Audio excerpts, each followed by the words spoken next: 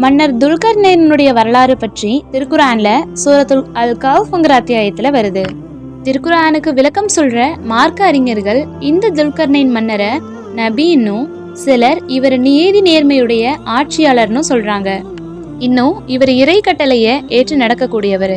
இவருடைய பெயருடைய அர்த்தம் 2 கொம்புடையவர்னு பொருள்படும்.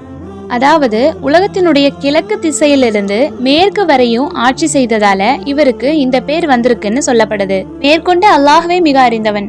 மாவீரனான துல்கர்னைன் இவரும் இப்ராஹிம் நபி காலத்துல வாழ்ந்த ஒரு அரசர் தான்.